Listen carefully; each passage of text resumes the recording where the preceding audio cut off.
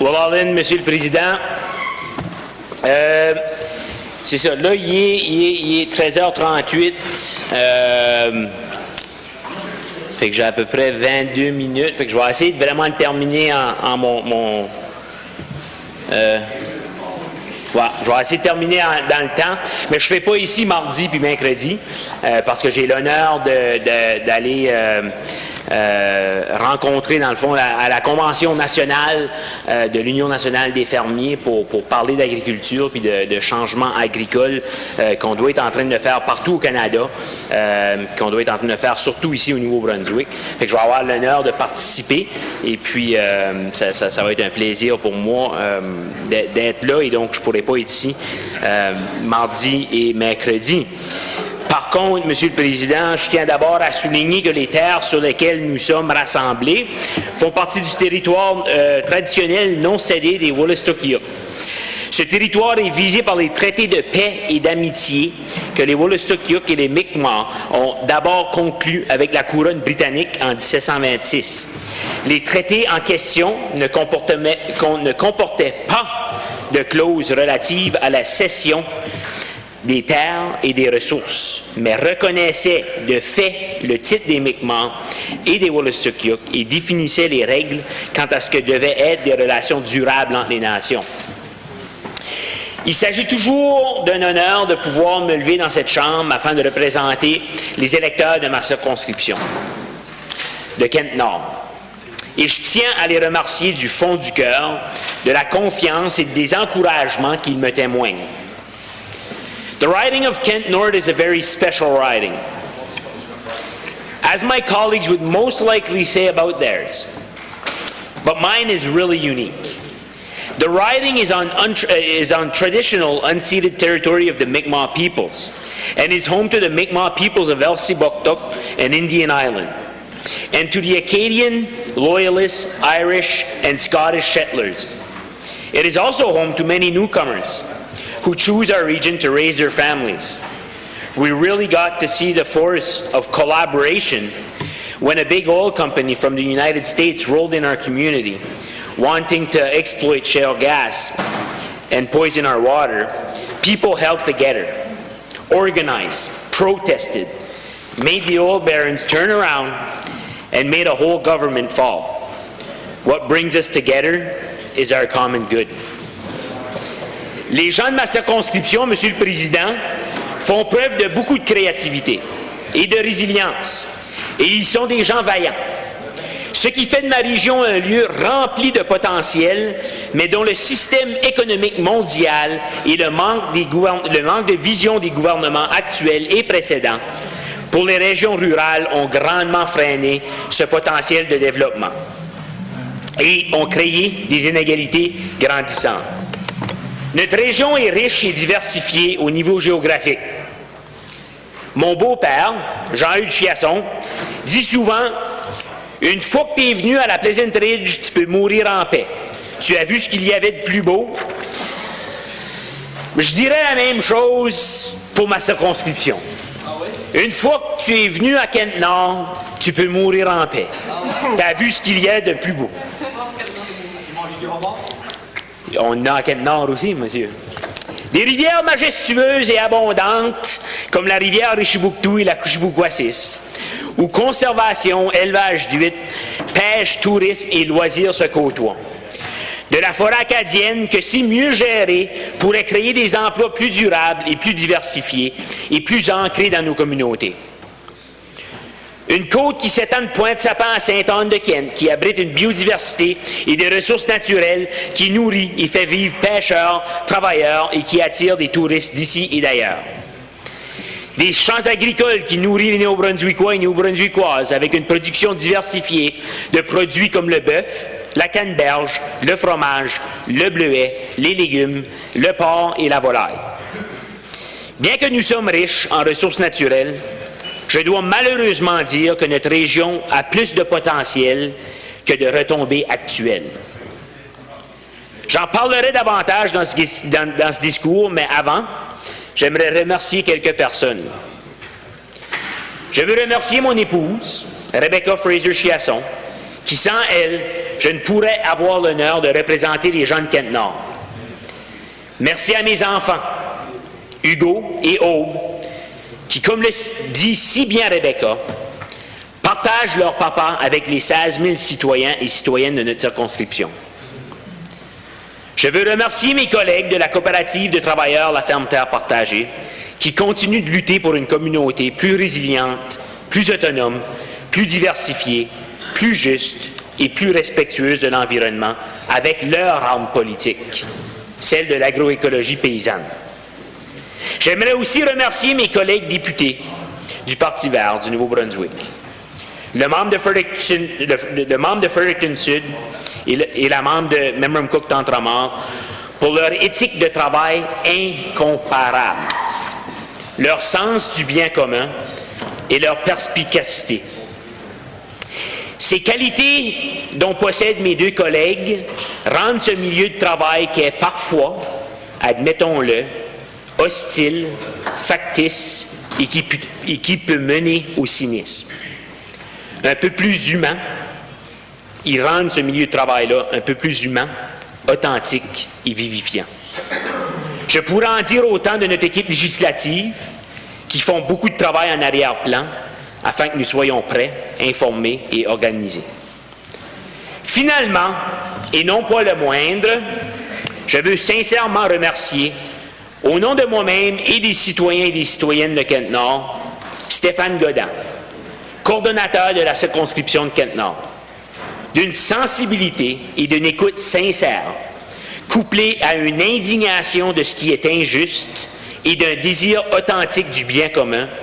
Stéphane est là pour aider et outiller les citoyens et citoyennes de la circonscription et nous en sommes tous très reconnaissants. I would like to start by talking about the throne speech with the specific lens of my riding of Kent North. I will later touch on provincial policy in some specific issues and collaboration, or what I see as a lack of collaboration in a minority government context. One thing that really hits hard while reading this throne speech is the total absence of rural regions in anything north of Moncton, St. John, Fredericton Triangle. On page 6 of this throne speech, in the Making Progress section, government says that the positive momentum isn't just happening within government, but across the province. That across the province, New Brunswickers are also taking steps to make New Brunswick better for everyone. But the examples that are given are in St. John, Fredericton, St. Andrews, and Fredericton again. Nothing up north. Well, I got news for the government, but good things are happening everywhere in this province, not only in cities and southern regions. Dans Kent-Nord, par exemple, nous aurions pu facilement parler de la Maison Beau-Soleil. Une entreprise qui, en moins d'une décennie, ont établi la norme nord-américaine à Athènes en matière de qualité et de goût des huîtres. Que ce soit au Canada, aux États-Unis, au Japon ou même en Europe, les fins adeptes du monde entier reconnaissent leurs produits. La Maison Beau-Soleil travaille avec des ostréiculteurs de la région afin d'offrir un produit de qualité sur le marché local et international.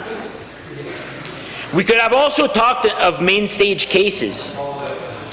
3 guys in the garage making travel guitar cases in Bass River Point. 3 jobs in Bass River Point is huge and should be celebrated alongside any bigger company in New Brunswick. They have sold guitar cases to people like our own Lisa LeBlanc or Chris Hatfield, the astronaut.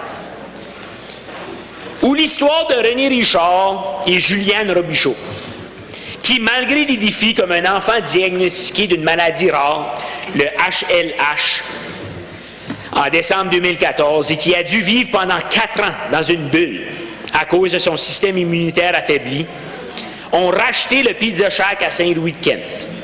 Ils ont osé, ils ont risqué et maintenant font vivre leur famille et d'autres à cause de leur sens entrepreneurial.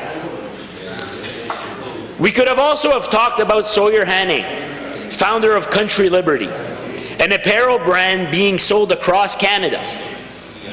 He began dreaming up a way he could proudly represent the culture he was raised in and create a representative for those that appreciate the country life. Kent County represent. Or how about the Green Bear Farm? A new addition to the community of Qushibouquac.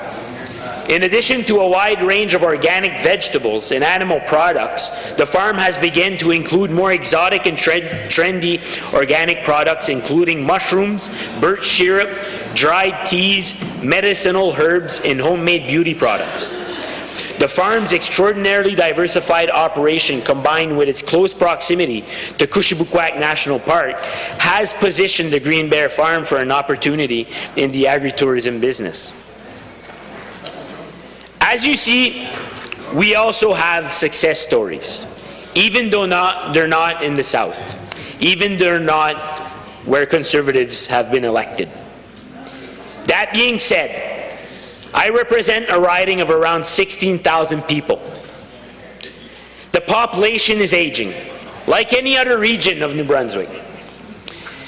Statistic Canada says that Kent County's median income is around $28,000 a year per person, and that the average age is 47 years old.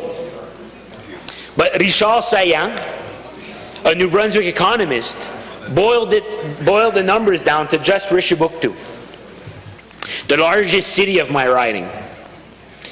The median income falls to $23,500 per person per year, and the average age goes up to 55 years old.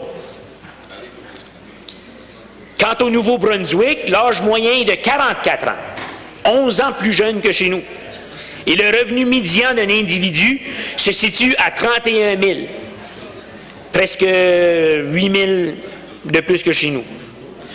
Vous voyez, Monsieur le Président, ma circonscription connaît des défis considérables.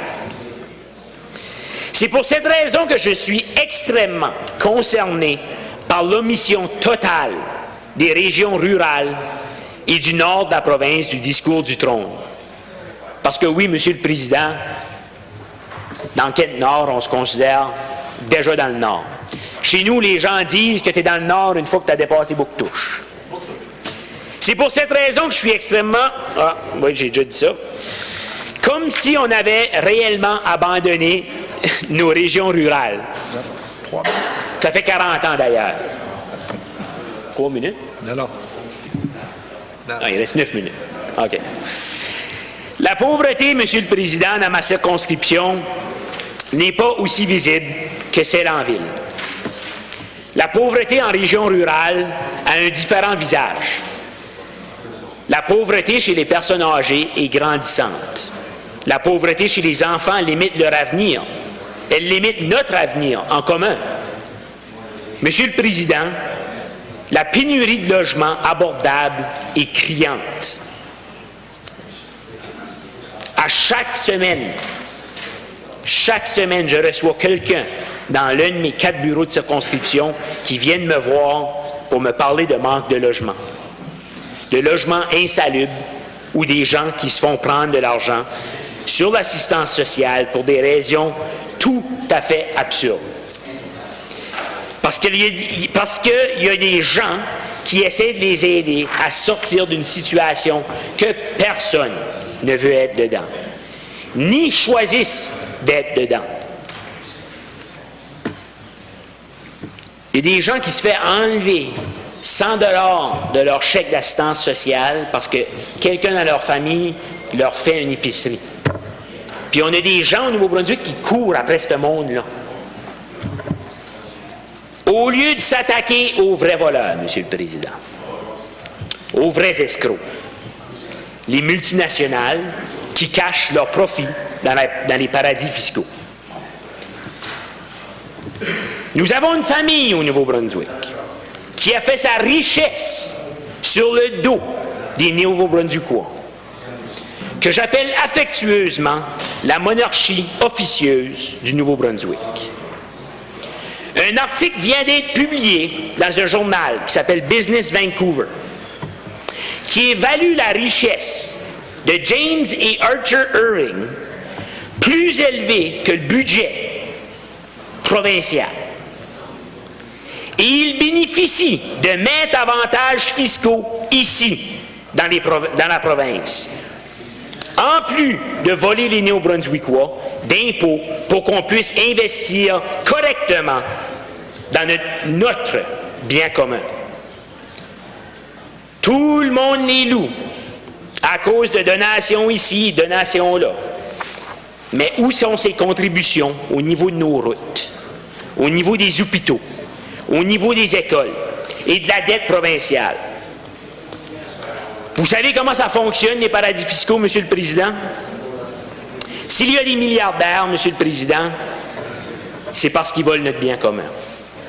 Et je vous explique comment est-ce que les paradis fiscaux fonctionnent très rapidement. Et j'explique à tous mes collègues. C'est c'est très complexe, puis je vous encourage d'ailleurs à aller sur Netflix. Puis il y a un film qui vient de sortir il n'y a pas si longtemps qui s'appelle The Laundromat. Puis ça explique le stratagème d'utiliser des entreprises coquilles dans des endroits où il y a un laxisme au niveau de la législation qui les permet de transférer cet argent-là dans des endroits où ils ne payent pas de taxes. To explain it really quickly, the stratagems, and I'm going to use the example here of the refinery, because it's an easy example. The example of the refinery is that in Big, there's a company that exists in Bermuda. It's called IrvCal. Okay? And there's a refinery in St. John. And now, when they buy their crude oil, they buy it with IrvCal. Let's say for $1. And then they sell it back to Irving Oil in St. John for $2. So they've made all their profit in Bermuda. Now, when it comes to St. John, they make it into gas, they refine it, and then sell it out. And then at the end of the year, they say, oh, well, we didn't make that much profit this year.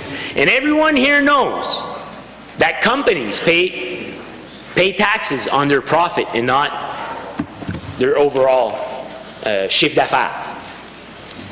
And that is how these big companies are stealing the people of New Brunswick.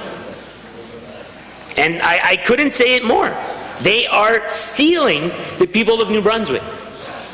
And we have a government and governments that are saying we can't invest in this and we can't invest in that and we have to go after these people and go after these people and we go after people that's on social assistance for $100 that they've received as a gift. And we have people in this province stealing millions and millions of dollars. And it's just normal. It's just normal for the people here. And that is very frustrating, Mr. President. Mr. Speaker, I mean. Monsieur le Président en français. So I really encourage all members to go watch the movie. And it really explains the way that they do shell companies, and it's called The Laundromat. Okay? No, it's called Laundromat. It's not a documentary. It's a movie that comes from the Panama Papers. Okay? And it's a movie on the big company. I don't remember the name. It's une firme d'avocats qui a permis à ces entreprises-là de cacher cet argent-là. And just to hear some people in this house just not believe this. Oh my God, what a conspiracy theory. The Irvings are stealing New Brunswick. You're lying. Is a bomb. Where are you guys? Come on. Ceci, ça m'amène à parler de certains grands oubliés. And the reason, I just want to make this point, the reason I bring up tax havens is because You keep saying that we have to cut in the expenses, but no one is looking at the revenue side.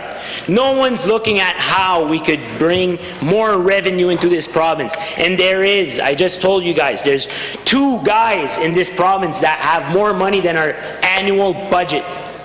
And they receive subsidies from our government still. And they're not even paying their fair share of taxes. If that's not stealing the people of New Brunswick, I don't know what is. Parlons des grands oubliés. Bon, il ne me reste pas beaucoup de temps. Donc, ce que je vais faire, je vais finir, je vais passer les grands oubliés, puis je vais vous parler de la collaboration dans cette Chambre. Je veux absolument parler de collaboration dans le contexte d'un gouvernement minoritaire. Bien que nous parlions ici du discours du trône présenté mardi, je crois qu'il faut aussi parler de la dernière année qui vient de s'écouler.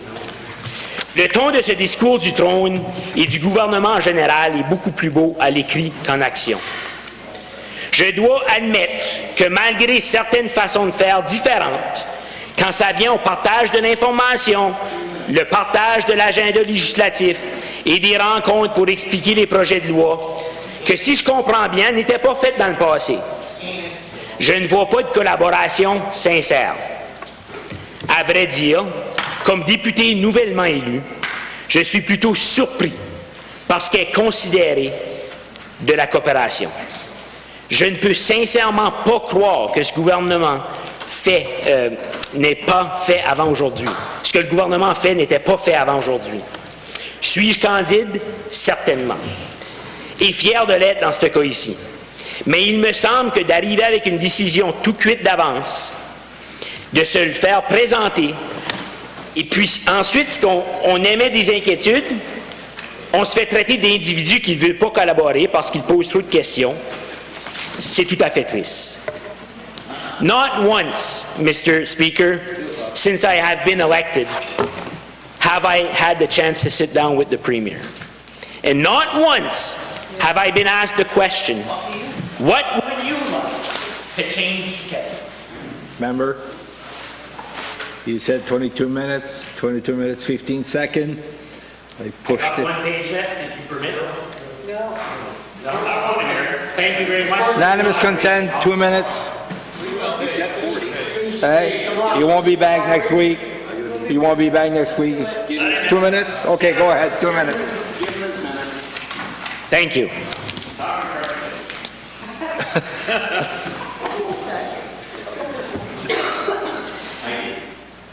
So like I was saying, not once have I been asked the question, what would you like to change, Kevin? Why did you get into politics? Why have the people of Kent North sent you here? Just maybe, if we would have got to know each other better, would we have realized that we don't share the same worldview? We don't have the same end game, but that we do have some common ground. And I do have some common ground with a lot of people on both sides of the room. Maybe if we would have sat down, we could have came to that conclusion, and that maybe that every one of the 48 other MLAs in this House, every 4 years, could make one important change for something that they got into politics for, and make New Brunswick a better place. Some things you do, I'm completely opposed to. And to be frank, the conservative and liberal worldview, based on infinite growth, is the biggest lie, I think, that humanity has ever been told. It's the infinite growth with finite resources. Take 1 minute to think about it, just one. Le Nouveau-Brunswick a besoin d'une vision, Monsieur le Président, et je ne vois pas cette vision. Je ne vois pas, sincèrement, une vision d'ensemble. Je vois des petites initiatives ici et là, mais je vois une vision globale qui nous mène plus près du gouffre. Je vois un programme qui va accroître les inégalités sociales, qui va mettre de plus en plus en péril notre environnement et qui profite à un tout petit groupe de gens. Merci, Monsieur le Président, et merci de m'avoir laissé terminer. Merci.